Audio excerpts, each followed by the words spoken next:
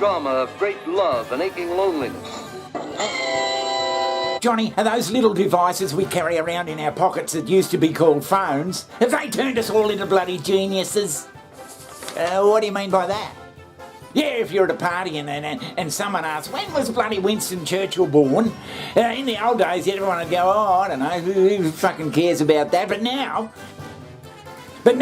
you get someone calling out from way over the other side, they'll say, he was born in 1902, on the 12th of July.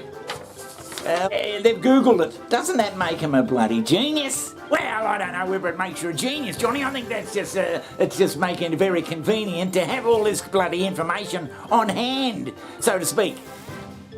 But you know, Johnny, information's a funny thing. The governments out there, it seems, that are lately in the last few years, they only want you to read information and take in information that they agree with. What do you mean by that? Yeah, they agree with. I mean, if you start bloody taking in information that they don't happen to agree with, that's being called disinformation. Yeah, disinformation. Well, I suppose it depends what you bloody read, what you're finding out, Johnny. Because who the fucking hell decides what's right and what's wrong anyway? What do you want me to do, draw you a picture?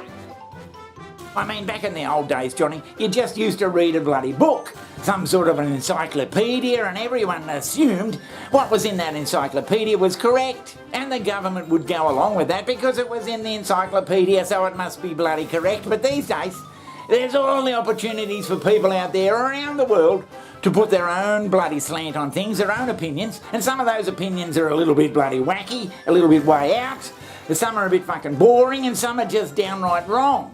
But they're opinions nonetheless. So you're saying that governments only want you to do the research on things that they agree with? Can that be correct? Here's Jimmy, our good friend Jimmy. Yeah, he's got a bit of a funny take on it. But the weird thing that happened around COVID, I'd never noticed this before in any other time in my life, but you weren't allowed to ask questions at any point during this. You just had to do what the man on the TV said, right? You had to do what the man on the TV said without questions, and then you're a good person. But if you question it, then you're a white supremacist Trumper. They're like, whoa, no, I didn't vote for Trump. I just have questions. Jimmy, only dumb people ask questions.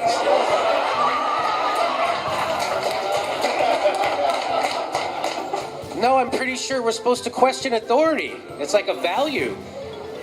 Is that what they taught you in comedy school? Yeah, that is what they taught me in comedy school. Isn't that weird? It was the weirdest thing I've ever seen. Even comedians would get on stage and they would shame people for trying to get informed about a medical treatment that was experimental that they had to take or they would lose their jobs and they wouldn't be able to travel. And when people tried to get informed about that, other people shamed them. They would say, please tell me you're not going to do your own research. You've heard people say that. Please don't do your own research. You know, before COVID, doing your own research used to be called reading. Now you're shaming me for reading?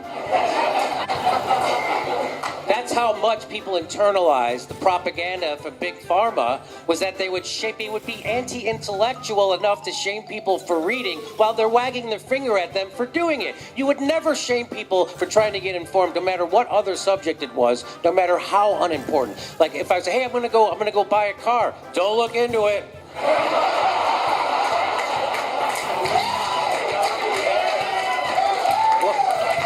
Well, how will I know which car to get? Ask the salesman. He's the expert. What are you, Henry Ford? Johnny, are you saying here on international television that you think governments only want you to read what they want you to read? Those dumbass people out there, they're reading all sorts of stuff. They'll become educated and we won't be able to pull the wool over their eyes ever again.